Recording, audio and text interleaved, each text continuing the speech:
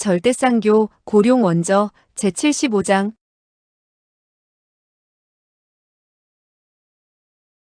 75.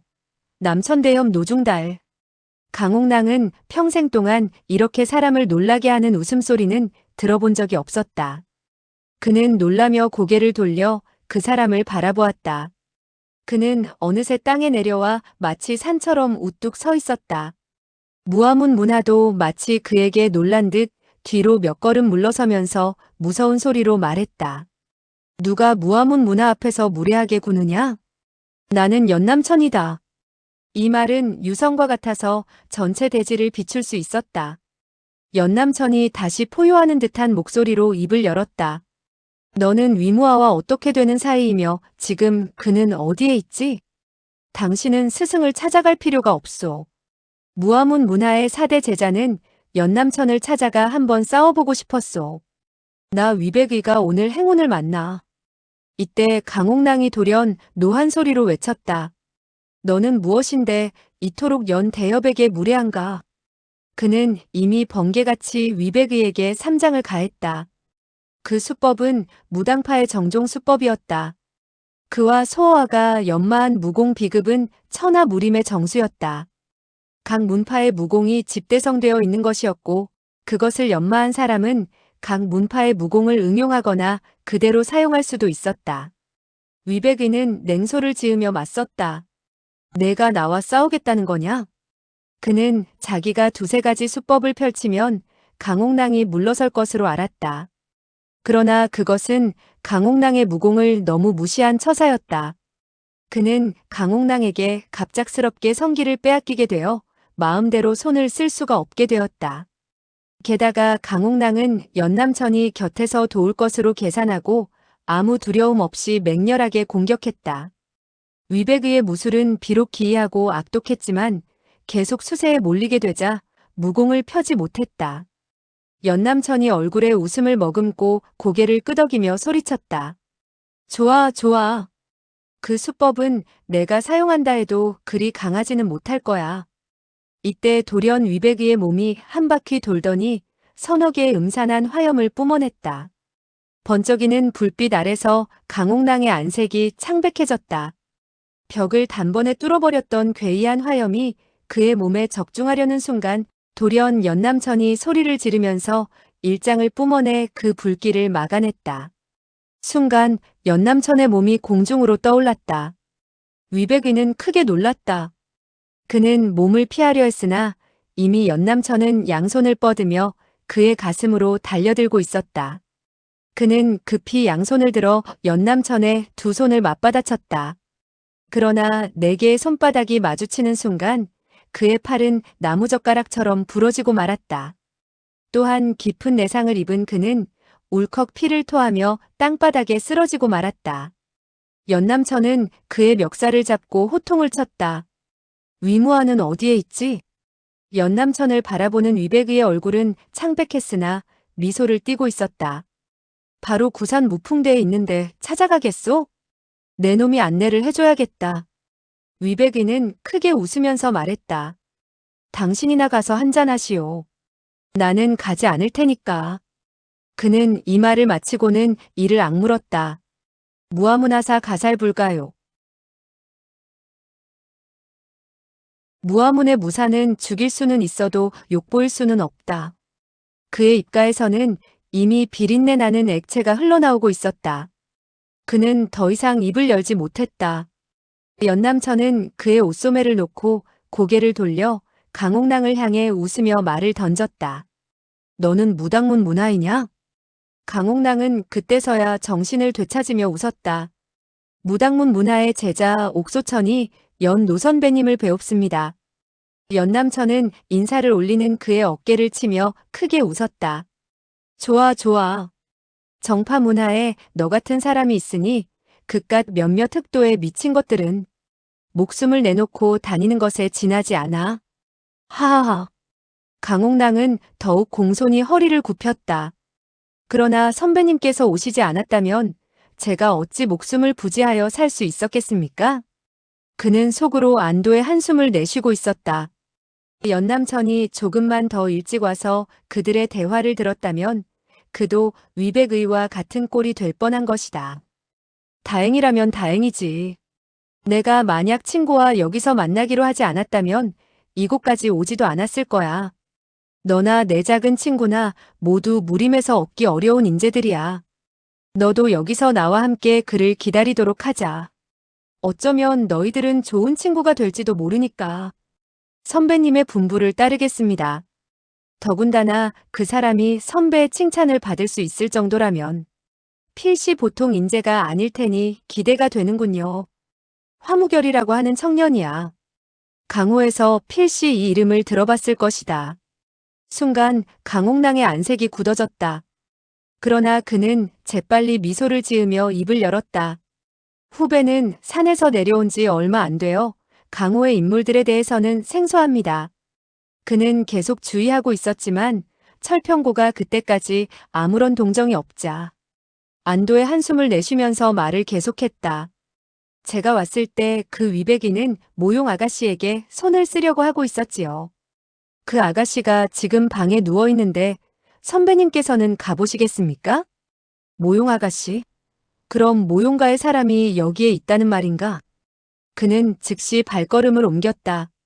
방 안은 여전히 어두웠고 모용구매는 이불 속에 누워 있었다. 연남천은 그녀를 살펴본 후 입을 열었다. 아혈을 짚혔군. 비록 치명적인 곳은 아니지만 그놈이 너무 심하게 손을 썼고 시간도 너무 오래 경과되었다. 그렇다면 이 아가씨의 원기가 많이 손상되었겠군요. 연남천의 목소리가 무거워졌다. 그렇지. 그녀는 열기에 많은 피해를 입었어. 지금 혈도를 풀어준다 해도 석 달 후에야 회복이 될 수 있을 것이다. 그럼 어떻게 하죠? 혈도를 풀기 전에 우선 내력으로 그녀의 피를 유통시켜야 돼. 그는 웃으면서 다시 말을 이었다. 운이 좋은 여자군. 만약 내가 내 옆에 없었다면 행공을 해주기도 힘들었을 텐데. 후배는 선배의 뜻을 잘 이해하지 못하겠습니다. 그녀의 피를 순환시키기 위해 행공을 하다가 만약 어떤 연유로라도 중단하게 되면 그녀와 난 내상을 입고 말아. 하지만 내가 옆에서 지킨다면 걱정할 필요가 없겠지. 선배께서는 마음을 놓으십시오. 후배가 비록 무능하기는 해도 힘써 곁에서 지키겠습니다. 연남천은 크게 기뻐했다. 내가 안심을 하지 못한다면 이런 모험을 하겠나? 자염노도 무당장주의 제자가 나를 안심시키지 못하면 누가 나를 안심시키겠는가? 어서 불을 좀 켜주게. 그는 침대에 앉아 양손으로 모용구매의 등을 매만지며 행공을 시작했다. 등불을 켠 강옥랑은 그의 뒤에 조용히 서 있었다. 그러나 그의 입가에는 음흉한 미소가 소리 없이 번지고 있었다. 철평고는 깊은 갈등과 가슴이 찢어질 듯한 고통을 안고 여관을 빠져나와 버렸다. 강옥랑의 달콤한 속삭임이 비록 분노는 사겨주었지만 시간이 지날수록 더 없는 수치를 느꼈고 결국 자기가 자기 자신을 팔아버렸다는 생각을 지울 수가 없었다. 그녀는 자기 자신을 원망했다. 왜 강옥랑을 죽이지 못했을까? 이제는 이미 손을 쓰기에도 늦었다. 그녀는 자신이 한없이 미웠다. 그토록 쉽게 자기의 귀중한 것을 빼앗기고 그런 악한 인물의 감언이설에 속아 넘어가다니 그녀는 두려웠다. 강옥랑이 결국에는 자기를 무시하게 될까봐 더욱 두려웠던 것이다. 그러나 그녀는 원망과 두려움과 수치와 고통 속에서도 일말의 미련을 느끼고 있었다. 그녀의 마음은 갈기갈기 찢겨가고 있었다.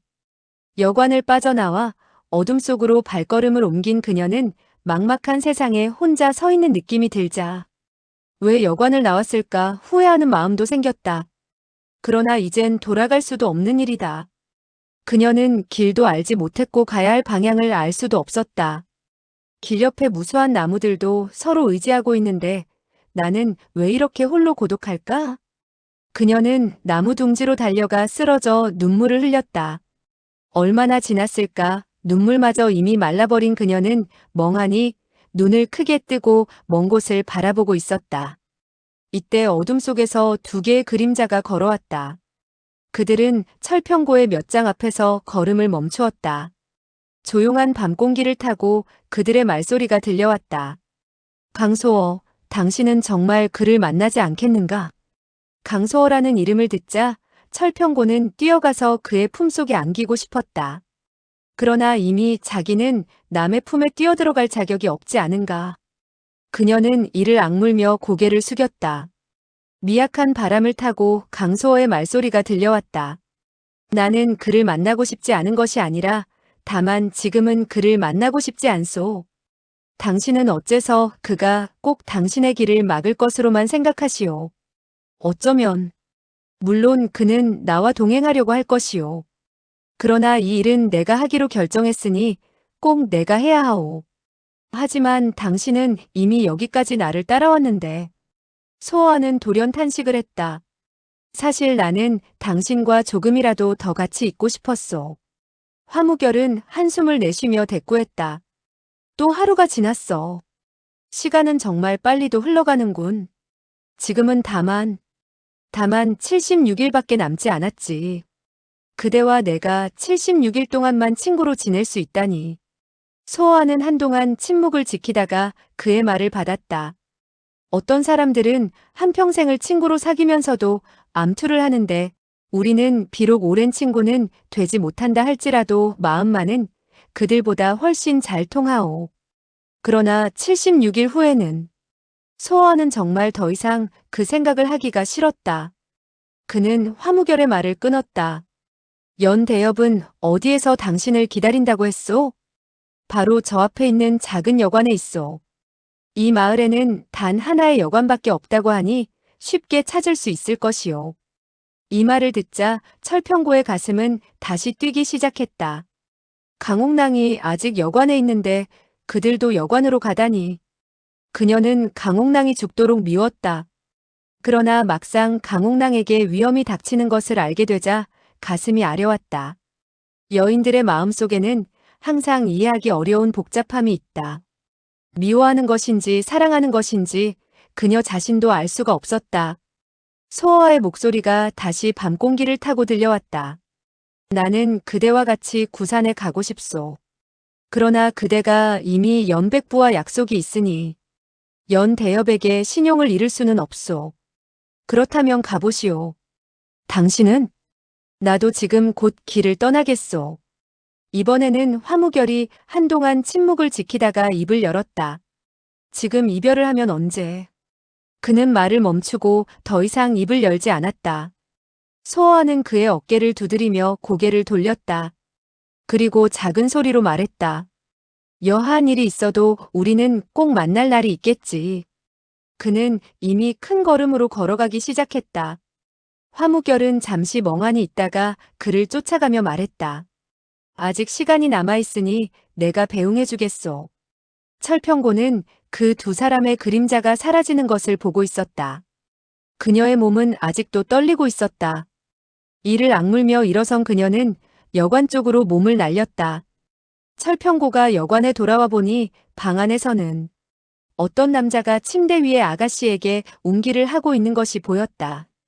강옥랑은 바로 그 사나이의 뒤에 서 있었다. 그의 눈에서는 기이한 빛이 새어나오고 있었다. 그는 입가에 잔혹한 미소를 띠면서 그 사나이의 등을 향해 서서히 손을 들었다. 철평고는 창문으로 달려들어가며 무심결에 소리쳤다. 강옥랑 당신. 강옥랑이라는 말에 연남천은 돌연 고개를 돌리며 안색이 변해버렸다. 순간적으로 그는 자신이 이미 속았고 위험에 빠져 있음을 깨달았던 것이다. 그는 자신을 옥소천이라 하지 않았던가. 그러나 행공 중이라 급히 몸을 움직일 수가 없었다. 강옥랑의 손이 힘차게 그의 등에 일장을 가했다. 연남천은 커다란 비명을 지르며 울컥 피를 토했다.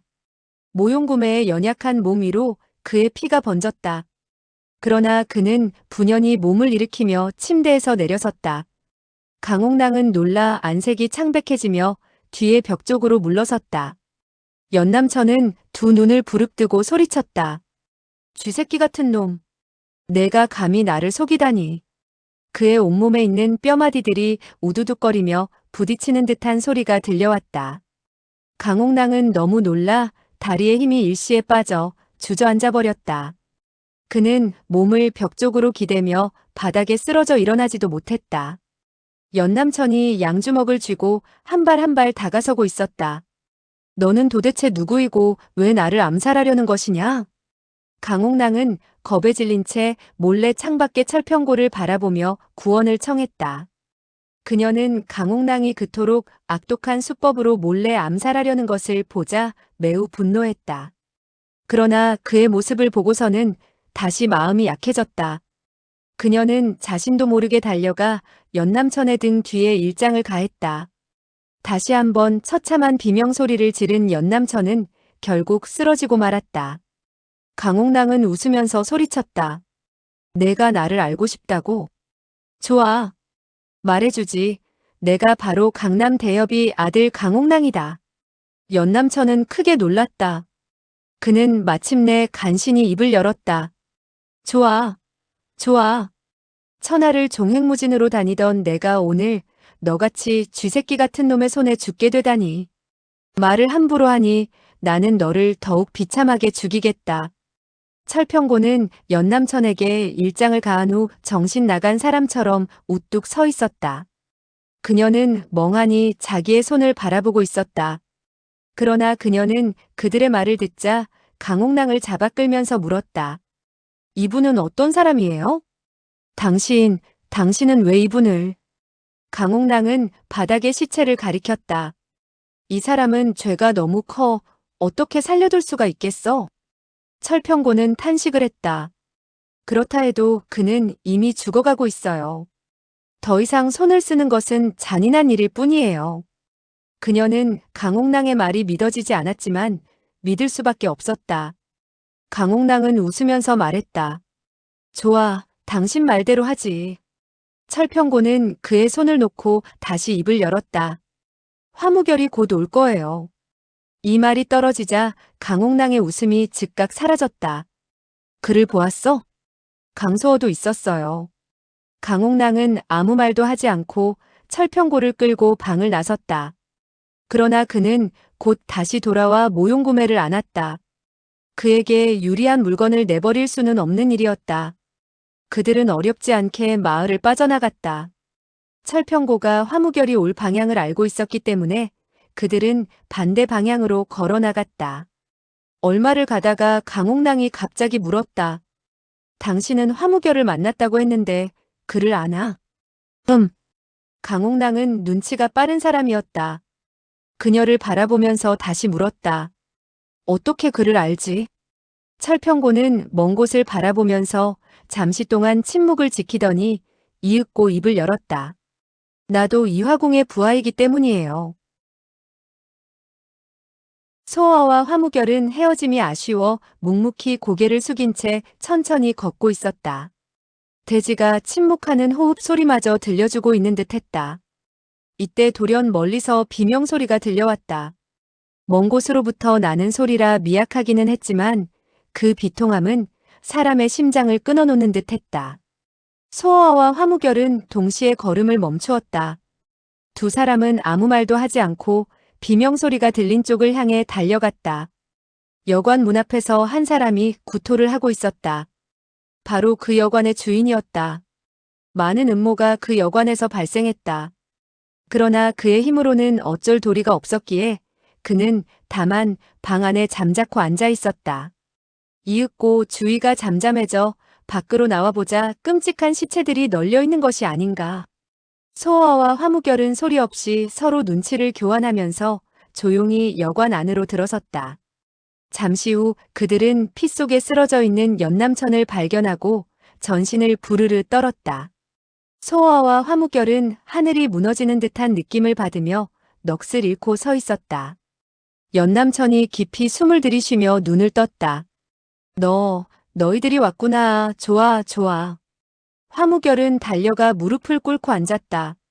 후배가 한 발 늦었습니다. 연남천의 눈가에 처절한 웃음이 번졌다. 내가 늦은 것은 아니다. 죽기 전에 너희들을 볼 수 있었으니 됐어. 소아도 그를 끌어안고 큰 소리로 외쳤다. 당신은 죽지 않습니다. 어느 누구도 당신을 해칠 수는 없어요. 화무결은 목이 메었다. 누가 독수를 가했습니까? 누구입니까? 강옥랑. 화무결이 길게 한숨을 내쉬었다. 내가 약속하겠소. 꼭 그를 죽여 당신을 위해 복수를 하겠소. 연남천이 빙그레 웃으면서 고개를 돌려 소어아를 바라보았다. 소어아는 눈이 마주치자 눌렸던 감정을 터뜨리고 말았다. 강옥랑은 내가 복수하겠소. 당신이 어떤 사람이든 나는 선배님을 위해 꼭 복수를 하겠어요. 화무결은 놀라며 물었다. 어떤 사람이든? 이분이 연대엽이 아니면 누구라는 말이오? 연남천은 간신히 미소를 지으며 고통스럽게 말했다. 나는 모든 사람을 속일 수 있다고 생각했는데 너를 속이지는 못했구나. 화무결이 다시 소리쳤다. 선배께선 연대엽이 아니십니까? 연남천은 내 평생에 제일 좋아하는 친구야. 그럼 선배 당신은? 나의 성은 노야. 소아가 입을 열었다. 노 선배께서는 남천대염 노중달이십니까? 노중달은 미소를 지으며 되물었다.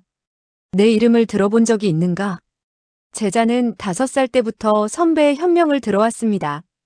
그 혈수 2살은 비록 선배의 손에 팔을 잘릴 뻔했지만 시종 선배를 탄복해 했습니다. 이번에는 화무결이 물었다. 그러나 노 대엽은 왜 연 대엽으로 행세를 하셨지요? 그것은 그의 호흡이 거칠어졌다. 말을 하기가 무척 고통스러운 듯 보였다. 소어아가 대신 입을 열었다. 제가 노 대엽을 대신해서 이야기를 하죠. 만약 나의 말이 틀리지 않는다면 선배께선 고개를 끄덕이시고 틀린다면 선배께서 다시 이야기를 하십시오. 노중달은 미소를 지으며 고개를 끄덕였다. 소어아는 천천히 이야기를 시작했다.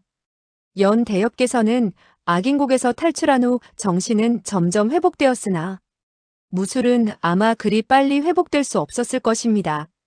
노중달은 고개를 끄덕였다. 연 대엽께서는 곡을 떠난 뒤 곧 노대엽을 찾았죠? 노중달의 고개가 아래 위로 또 한 번 끄덕여졌다. 그는 10대 악인이 나온 이상 강호에 필시병고가 많이 생길 것으로 생각했으나 아직은 몸이 회복되지 않아 구원을 청한 것이 아닙니까? 그러나 이번에는 노중달이 고개를 가로저었다. 소어아는 잠시 시간을 두고 생각을 거듭하다가 말했다. 그렇다면 노 대엽께서는 그의 공력이 금방 회복되지 못할 것을 알고 그의 무술을 배우려 한 것입니까? 노중달이 탄식을 하며 다시 진기를 모아 입을 열었다. 난 10여 년 전에 위무아에게 패배한 적이 있어. 그때 나는 내 무술이 부족한 것을 알고 은퇴를. 그의 얼굴에 또다시 고통의 빛이 감돌았다. 소어가 말을 이었다. 그렇다면 선배께서는 자신의 무술이 부족할까봐 연 대엽의 무술을 이어받았단 말입니까? 노중달이 다시 웃으며 말을 했다. 녀석, 너는 벌써 그 점을 생각해냈을 게야. 다만 나의 체면이 깎일까봐 말을 하지 못한 것이지. 소어하는 고개를 숙였다. 노 선배님은 무술에 대한 기초가 워낙 좋았기 때문에 짧은 몇 달 동안 연 대엽의 무술을 이어받을 수 있었던 것입니다. 노중달은 고개를 끄덕였다. 그의 얼굴은 굳어가고 있었지만 표정만은 기쁜 듯 보였다. 노 대엽께선 그런 원인 때문에 다시 강호에 나타날 때 연 대엽이 이름을 빌린 것이었군요. 고개를 쳐든 소어는 계속 말을 이어나갔다. 그러나 노 대엽의 신분과 지위로서는 다른 사람의 이름을 빌리고 싶지는 않았을 텐데요. 노중달이 진기를 모아가며 한마디를 더했다. 하지만 꼭 필요한 일이었어. 소어는 잠시 생각에 잠겼다가 다시 입을 열었다. 악인곡을 떠난 악인들이 연남천의 이름으로만 진압될 수 있어서 그렇게 하셨군요. 너는 과연 영리한 사람이야. 난 비단 연남천의 무술을 배웠을 뿐만 아니라 만춘유에게 나의 얼굴을 바꾸게 했지. 그런데 내가 어떻게 알았지? 저를 처음 만났을 때 당연히 만춘유의 이야기를 했어야 했을 텐데. 당신은 마치 그 사람을 잊고 있는 것 같아서 의심을 품기 시작했지요. 그리고 그리고 저는 선배의 표정이 10여 년 전의 전설적인 연대협과 똑같은 것을 보고 어느 정도 확신할 수 있었습니다. 소호와는 처절한 표정으로 말을 계속했다. 저는 연대협이 당한 고통을 알고 있습니다. 죽을 고비를 넘긴 사람이 어찌 변하지 않을 수가 있겠습니까? 노중달은 남은 진기를 모아가며 말했다. 그렇지. 연남천은 확실히 많이 변했어. 그의 말소리는 너무 미약해져서 소호와도 잘 알아듣지 못할 정도였다. 노중달은 마음속의 말을 다 하지는 못했다. 그가 정말 연남천이었다면 어떡해. 오늘의 강벼락이 바로 옛날의 강금이라는 것을 모를 수가 있었겠는가.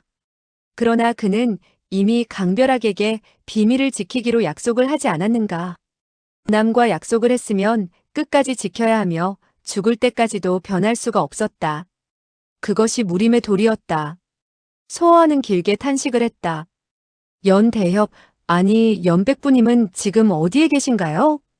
노중달은 대답을 하지 못하고 눈을 스르르 감았다.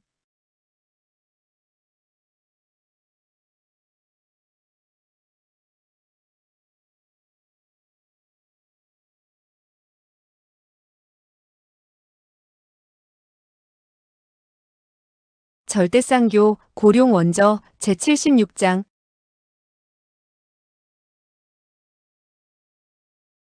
76. 침탈당하는 이화궁. 남천 대협 노중달은 조용히 안장되었다. 예식은 매우 간결하게 진행되었고 다시 황혼이 되었다. 소호와와 화무결은 침통한 모습으로 노중달의 무덤 앞에 서 있었다. 그들은 한 잔의 탁주로 이 일대 검협의 영혼을 위로하고 있었다. 어느덧 황혼마저 쓰러지고 밤이 되어 별이 점차 떠오른 후에야 그들은 무덤 곁을 떠났다. 화무결이 하늘을 향해서 탄식했다. 강호가 평온을 되찾지도 못했는데 노대협은 너무 일찍 가셨소. 심지어 연대협의 행방도 말을 하지 못하고 돌아가셨으니 정말 유감스러운 일이오. 소호와도 길게 탄식을 했다. 그는 연백부의 행방을 말할 수도 있었는데 일부러 말하지 않았소. 왜? 무엇 때문에 그것을 말하지 않았을까? 소호와는 쓴웃음을 보였다. 어쩌면 그 누구도 연대협이 안정을 방해하지 못하게 하기 위해서인지도 모르오. 혹은 연백부님께서 이미 돌아가셨기 때문에 나를 상심케 할까봐 말을 하지 않았을는지도 모르지. 화무결은 암담한 표정을 지었다. 내가 살아있을 때 연대협을 꼭 만나 뵈었으면 좋겠는데. 소호와는 답답했던지 돌연 가슴을 펴며 큰 소리로 외쳤다. 물론 그를 만날 수 있어. 그는 결코 죽지 않았을 것이오. 화무결은 그를 바라보며 웃었다. 그렇소. 어느 누구도 그를 죽일 수는 없소. 염라대왕이라도 예외는 아니지. 나는 꼭 그를 만날 날이 있을 것으로 믿소. 소호와도 웃으며 말했다. 당신 말이 맞소. 소호와는 웃음을 그치고 한참 침묵을 지키고 있다가 다시 입을 열었다. 나는 때때로 당신이 나와 아주 비슷한 사람이라고 느낄 때가 있어. 이상한 일이지. 75일 후에 내가 죽게 되면 당신은 나를 대신하여 살아주시오. 화무결의 표정은 무거워졌다. 당신은 지금 구산으로 가겠소? 같이 갑시다. 좋은 구경거리가 있다는 것을 보증할 수 있어. 화무결은 고개를 떨구었다. 안타깝게도 우리는 같이 갈 수가 없소. 왜? 나에게는 급히 해결해야 할 일이 있어. 소호와는 정말 화무결과 헤어지고 싶지가 않았다. 우리에게는 75일이 남았을 뿐이오. 나와 같이 있고 싶지 않소? 화무결은 멀리 있는 별을 바라보면서 무겁게 입을 열었다. 내가 이 일을 잘 처리하면 75일 이후에도 우리는 친구로 남아있게 될지 모르오. 소호와는 그를 한동안 쳐다보고 있다가 돌연 입을 열었다. 당신은 이화궁으로 돌아가려는 것이오? 당신이 그것을 꼭 알아야겠소? 당신은 이화궁 궁주에게 나를 죽이지 않게 해달라고 부탁할 작정이오? 난 왜 내가 당신을 죽여야 하는지 묻고 싶을 뿐이오. 소호와는 크게 웃었다. 그녀들이 당신에게 말을 해줄 것 같소? 최소한 가서 물어볼 수는 있어. 당신 성격도 나와 비슷하군. 무슨 일을 하기로 결정을 하면 어느 누구도 막지를 못하지. 그러나 어떤 사람은 천생의 비참한 운명을 가지고 태어나오. 남녀 간에도 그렇지만 친구 간에도 있을 수 있는 일이요. 그는 쓴웃음을 보이며 말을 계속했다. 남녀가 분명히 서로 사랑을 하면서도 결국 서로를 저주하게 되고 마는 것이 바로 인생이지. 그대와 나의 운명은 장차 나를 죽이지 않는다 해도 어쩌면 내가 당신을 죽일지도 모르오. 강소어, 그렇다면 당신은 운명에 굴복하겠다는 것이오? 소어하는 그 말에 대답하지 않고 한숨을 내쉬며 말했다. 좋소, 당신은 가보시오. 어떻든 간에 우리는 꼭 다시 만날 날이 있으니까. 가을 많은 꽃이 차츰 시들어갔다. 그러나 이곳에는 아직 많은 꽃이 피어 있었다. 국화, 모란, 장미, 매화, 복숭아꽃, 난초, 야레향 등이 온통 만발했다. 그것들은 결코 같은 계절에 피는 꽃들이 아니었다. 그러나 여기에서는 모두 함께 어우러져 있었다. 이곳은 깊은 산속이라 음산한 안개와 차가운 바람이 있을 법도 했지만 여기에는 찬란한 햇빛이 꽃을 비추고 있었고 기온은 마치 봄날의 들판처럼 훈훈하고 따사롭기만 했다. 어떤 사람이든 여기에 오게 되면 꽃의 향기에 취하여 모든 고뇌를 잊어버릴 듯 했다. 그러나 이곳은 바로 천하에서 가장 신비스럽고도 위험한 곳이었다. 이화궁. 꽃이 만발한 숲속에 하나의 화려한 궁궐이 있었는데 그 건물은 햇빛 아래서 마치 백금으로 만든 것처럼 눈부시게 빛나고 있었다. 꽃숲에서는 4명의 소녀가 물을 끓이고 나뭇잎을 뜯으며 화초를 가꾸고 있었다. 그 외에 다른 사람은 그림자조차 보이지 않았고 말소리조차 들리지 않았다. 그녀들은 모두 보기 드문 미녀들이었다. 그러나 그녀들의 얼굴은 싸늘하기만 하고 확이라고는 찾아볼 수가 없었다. 그녀들은 매우 느리게 움직이고 있었는데 이 꽃숲과 화려한 궁궐의 아름다운 전경도 한없이 적막하고 고독한 느낌을 주었다. 이때 한 여인이 그 꽃숲 속으로 다가오고 있었다. 그녀가 입고 있는 옷은 원래 흰색이었던 것 같았으나 이미 때가 타고 군데군데 핏자국이 나 있었다. 그녀의 얼굴은 지치고 초췌한 표정이 역력했다. 그녀는 입술이 바싹 말라 있었고 배가 고파 현기증이 나는지 제대로 일어서 걷지도 못하고 땅바닥을 기고 있었다. 그녀의 부드러운 손은 여기저기 상처가 나 피가 묻어 있었고 금방이라도 기절해버릴 것만 같았다. 꽃잎을 다듬고 있던 소녀 하나가 돌연 입을 열었다. 사람이 온다. 그녀의 싸늘한 눈초리에서는 더욱 싸늘한 빛이 쏟아지고 있었다. 다른 3명의 소녀들도 일제히 고개를 돌렸다. 산 아래서 기어 올라오고 있는 사람은 바로 철심란이었다. 그녀는 물론 이화궁의 신비함과 위험성을 잘 알고 있었다. 그러나 그녀는 이화궁 궁주에게 한마디를 묻고 싶어 그 험한 길을 위험을 무릅쓰고 헤쳐왔던 것이다. 왜 화무결에게 강소월을 죽이게 해야만 한단 말인가? 찬란한 꽃들을 보며 그녀는 한숨을 내쉬었다. 모든 고통이 일시에 사라지는 것만 같았다. 그러나 그녀는 진정 고통이 아직 시작되지도 않았다는 것을 모르고 있었다. 그녀는 꽃숲의 4소녀를 바라보았다. 철심란은 억지로 몸을 추스르며 입을 열었다. 저는 당신들에게. 그러나 그녀가 입을 떼자마자 한 소녀가 몸을 날리더니 그녀를 발로 걷어차 버렸다. 철심란은 비명을 질렀다. 아가씨는 사람을 말도 못하게 하나요? 그 소녀는 말끄러미 철심란을 내려다보며 입을 열었다. 감히 여기를 침입하다니 간이 크구나. 나는 다만 궁주에게 한마디를 물어보고 싶어 왔을 뿐이요. 그 소녀는 차가운 표정으로 매몰차게 말했다. 어떤 사람이든 이 궁에 함부로 들어오게 되면 무엇을 하러 왔든 간에 우리의 손에 죽어야 해. 철심란은 온몸의 피가 일시에 굳어버리는 것 같았다. 그녀는 자기도 모르게 몸을 부르르 떨며 소리쳤다. 설사 나를 죽인다 해도 우선 궁주를 만나게 해주어야 하오. 이루어질 수 없는 소망이다. 그 소녀는 돌연 손을 내밀어 철심란의 옷을 찢어버렸다. 순식간에 4명의 소녀가 철심란을 에워쌌다. 철심란은 찢긴 피부에서 피가 흘러나오기 시작하는 것을 느꼈다. 가뜩이나 지쳐있던 그녀는 두려움과 절망감에 정신이 가물가물해져 왔다. 손을 멈춰라. 그녀를 놓아. 그녀는 정신이 점점 아련해지면서 한 사람의 외침 소리를 들었다. 그리고는 결국 쓰러져 버렸다. 철심란은 기묘한 향기를 맡으며 몽롱한 상태에서 점점 정신이 맑아져 옴을 느꼈다. 그녀가 무겁게 눈꺼풀을 뜨자 화무결이 부드럽게 그녀를 바라보고 있지 않은가. 철심란은 왈칵 눈물이 솟구치는 것을 느꼈다. 화무결, 당신 정말 화무결이에요? 화무결은 부드럽게 웃으면서 그녀의 말을 받았다. 나요. 내가 당신 곁에 있으니 두려워 마시오. 철심란은 눈을 감고 탄식을 했다. 화무결, 내가 위험할 때마다 당신이 나를 구하는군요. 여기는 이화궁이며 나의 집이요.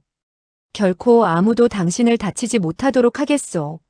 철심란은 감았던 눈을 떴다. 그리고는 몸을 일으키며 소리를 치듯 목청을 돋웠다. 제발 부탁이에요. 이화궁 궁주를 만나게 해주세요. 제가 모든 위험을 무릅쓰고 여기까지 온 것은 오직 그녀를 만나기 위해서였어요. 화무결은 쓴웃음을 지었다. 내가 돌아온 것도 그녀들을 만나기 위해서요. 하지만 그녀들은 지금 궁에 있지 않소. 철심란은 다시 침대에 털썩 쓰러졌다. 그녀들은 어디로 갔지요? 글쎄, 2분 궁주가 모두 궁을 떠나는 일은 그리 흔한 일이 아닌데. 이렇게도 운이 없다니. 나. 그녀는 흐느끼면서 얼굴을 가렸고 다시 말을 잇지 못했다. 화무결은 한동안 잠자코 있다가 천천히 입을 열었다. 당신이 온 이유는 알겠소. 사실 나도 같은 일 때문에 온 것이오. 철심란이 이불 속에서 흐느끼다가 돌연 이불을 거두며 물었다. 요 며칠 사이에 그 일을 본 적이 있어요? 화무결은 부드럽게 대답했다. 그는 지금 잘 있으니 너무 걱정하지 마시오. 그의 웃음은 고통스러운 빛을 드러내고 있었다. 그이가 어디에 있는지 아세요? 알고 있어. 당신의 몸이 회복되면 나와 같이 가봅시다. 철심란은 그를 바라보며 눈물을 흘렸다. 당신은 항상 저를 이리도 생각해 주시는군요. 당신. 화무결은 급히 화제를 돌렸다. 그도 이제는 여자의 마음을 차츰 알 것 같았다. 오늘 정말 미안하오. 그러나 그녀들은 너무 불쌍한 여자들이요. 외로움이 그녀들을 그토록 냉혹하게 만들었을 뿐이니 그녀들을 용서하시오.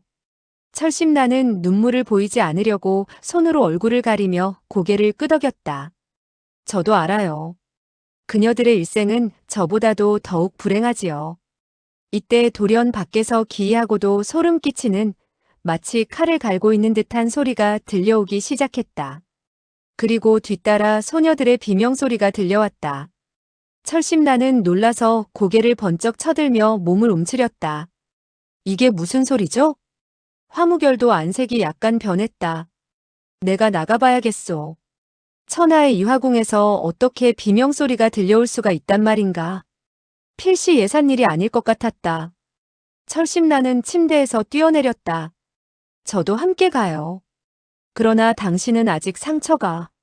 당신이 옆에 있는데 제가 무엇을 두려워하겠어요.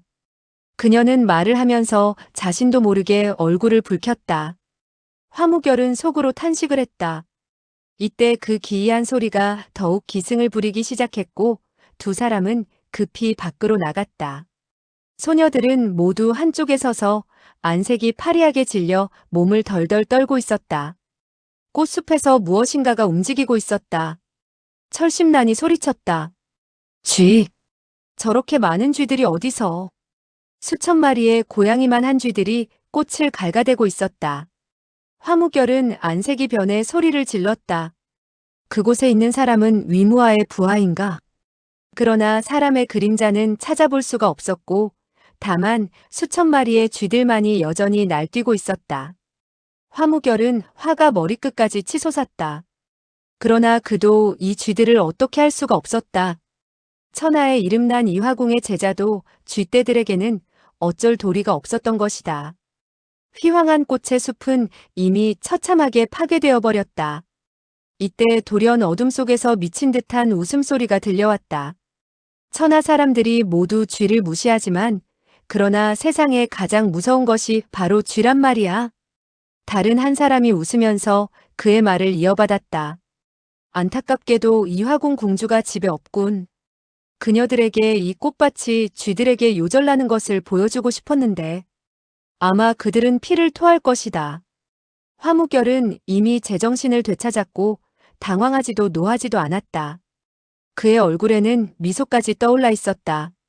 무화문 문화의 사람들이 왔으면 몸을 나타내시오. 어둠 속에서 한 사람이 크게 웃으면서 말했다. 이 자식은 제법 침착한데 저 자식이 누구인지 아는가? 다른 한 사람이 웃었다. 이화궁에는 모두 암놈뿐이라고 들었는데 어찌 순놈이 나타났지? 화무결은 여전히 침착한 태도로 담담히 말했다. 소인 화무결도 이화궁의 문화요. 화무결. 그 이름을 들은 적이 있는 것 같은데. 말소리가 끝나자 어둠 속에서 돌연 음산한 빛이 비치며 두 개의 그림자가 나타났다.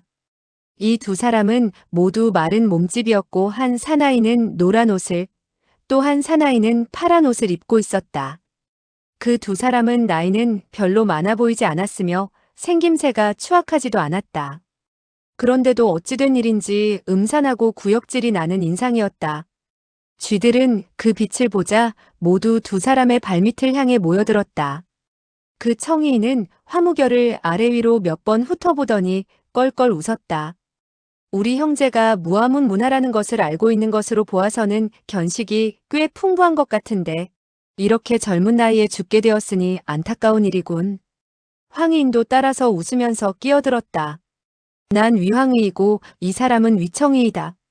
너를 죽일 뜻은 없지만 스승님이 다시 강호에 나타나셔서 한 말씀이 우선 이화궁을 파괴하라는 것이었으니 우리도 하는 수가 없다.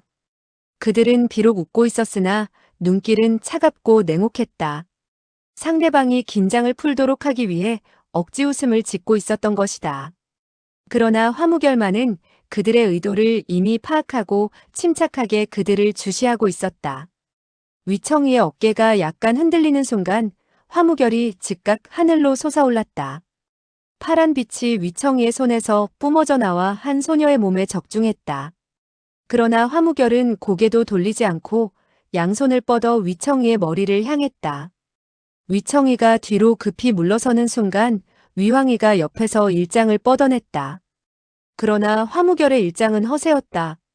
그는 팔을 다시 걷어 가볍게 휘둘렀다. 위황이의 주먹이 위청이를 향해 뻗어나갔다. 위청이가 당황해 오른팔을 올리는 순간 퍽 하는 소리와 함께 그 팔이 부러지고 말았다. 위황의 위청의 두 사람은 소스라치게 놀랐다. 위황의 자신은 비록 부상을 당하지는 않았으나 자기가 위청이의 팔을 부러뜨리게 되자 당황해 뒤로 물러서 눈을 부릅뜨고 화무결을 쏘아보았다. 화무결은 다시 땅에 사뿐히 내려서며 담담히 웃고 있었다. 그는 재차 공격을 시도하지 않았다.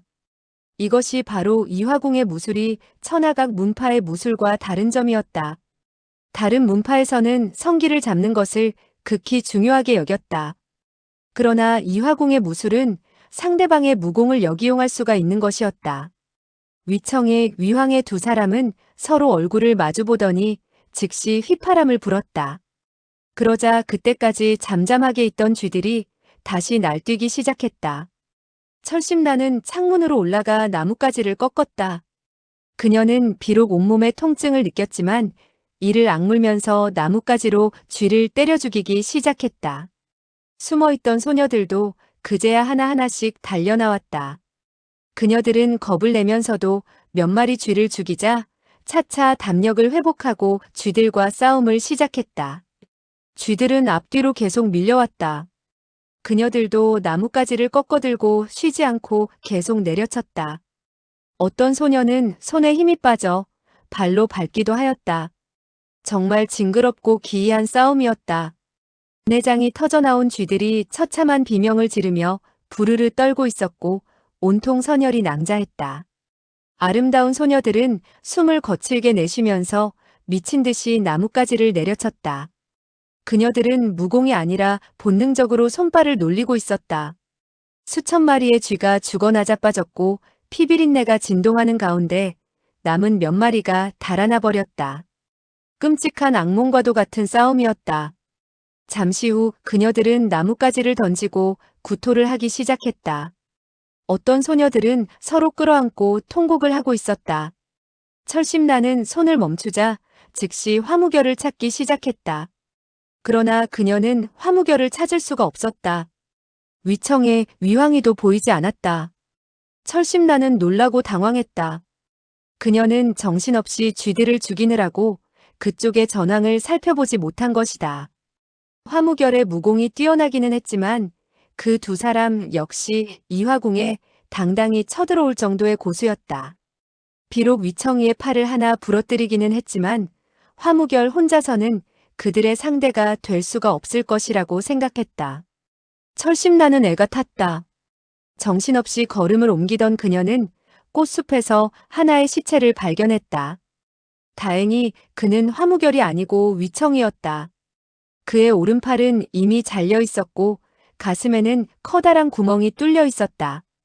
그의 으스스한 얼굴은 시퍼렇게 부어올라 형태를 알아보기도 어려웠다. 철심나는 더 이상 보지 못하고 고개를 돌려버렸다.